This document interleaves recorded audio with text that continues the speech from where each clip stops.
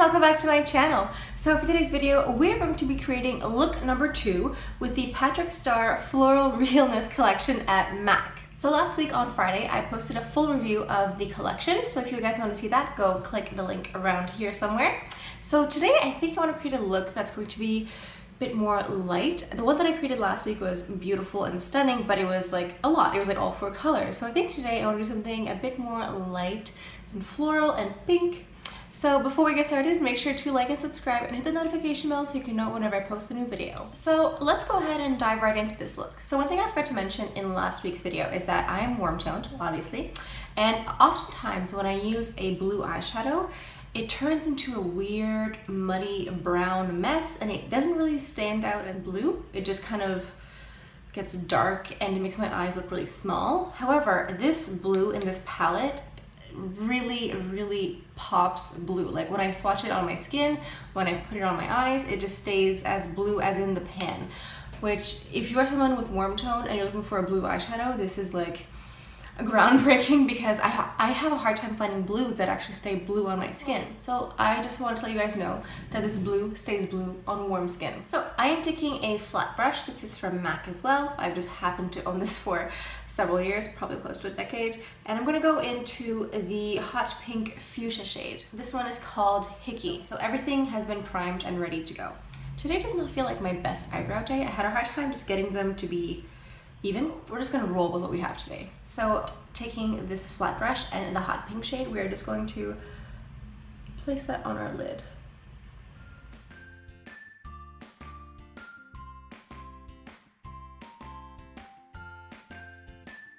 Now I'm taking a big fluffy brush and I'm going into the first matte shade on top, the slightly pink, slightly taupey matte shade called All's Rosy, and I'm just going to take that with a big fluffy brush and I'm just going to help blend this out a bit.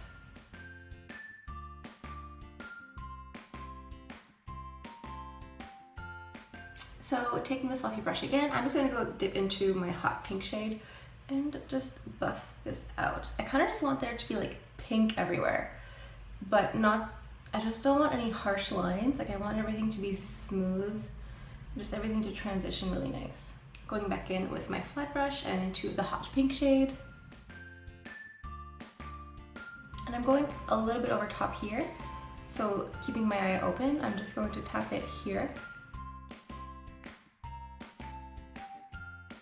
And then taking a little tapered brush, I am going to go into the hot pink shade very lightly and just brush that under the lashes here.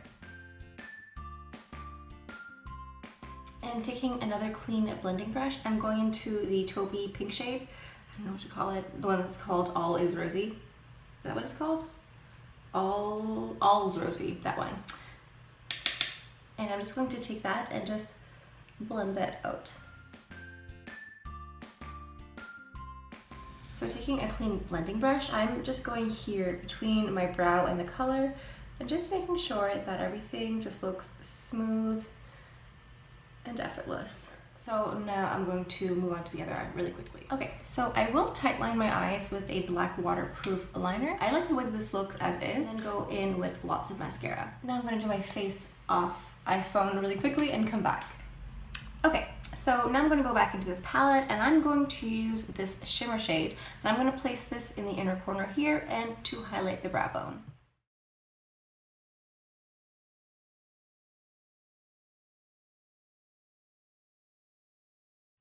And going in with my favorite MAC highlight, the MAC Beaming Blush. It has the word blush in it, that's why I confuse it. So I'm just placing MAC Beaming Blush Highlight. This is the Extra Dimension Skinfinish. It's technically a blush, but it is an amazing highlight. So taking my mascara, I'm just going to put a little bit of mascara on the bottom lashes. I wanted to wait until I finished everything else because sometimes if you put mascara on before you put on your concealer and foundation, it kind of just smudges and then you have to redo it. So I just like to wait. So for the lips, I'm only using the Lipglass. This is called Queen P, as in Patrick Starrr, I'm assuming. And a little bit of setting spray.